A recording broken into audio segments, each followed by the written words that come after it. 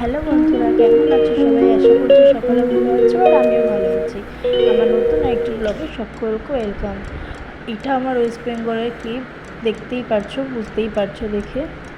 তো ও এই যে রেডি হয়ে নিয়েছিলাম, হঠাৎ করে সাডেনলি প্ল্যানিং হয়েছিল যে চলো একটু বাইরে থেকে ডিনার করে আসি।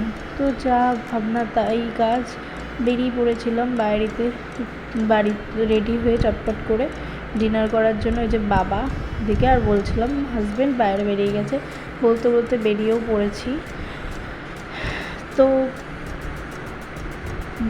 যেতে যেতে না বোনকে, মাকে, বাবাকে খুব মিস করছিলাম যে আমরা তিনজনে বেরোলাম, যদি বাবা মাটা থাকতো খুবই ভালো লাগতো, কিন্তু কি করা যাবে, ছিল না। তাই জন্য যেহেতু হঠাৎ করে প্ল্যান করা হয়েছে, এটা ছিল স্যাটারডে নাইট, আর সানডেতে মানে নেক্সট ডেতে বাবা মা আসার কথা ছিল।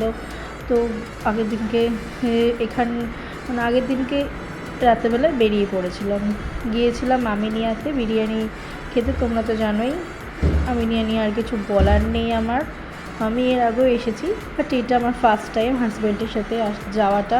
কারণ আমরা তো ওখানে থাকি না, আমরা যেহেতু কাজের সূত্রে বাইরে থাকি, বলতে কন্যাকুমারীতে থাকি, তো ওখানকার সেরকম করে এক্সপ্লোর করাও হয় না। যাই হোক, খেতে গিয়েছিলাম মাটন বিরিয়ানি।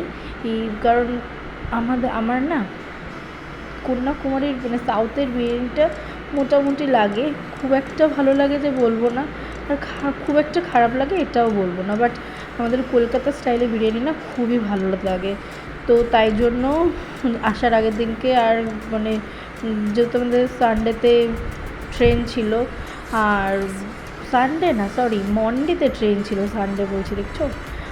তো তাই জন্য সানডেতে বাবা মা আসার কথা ছিল, আর স্যাটারডেতে এর জন্য বেরিয়ে পড়েছিলাম। আর রাতে কিছু রান্নাবান্নাও করতে ইচ্ছে করছিল না, তো তোমার বেরিয়ে পড়েছিলাম।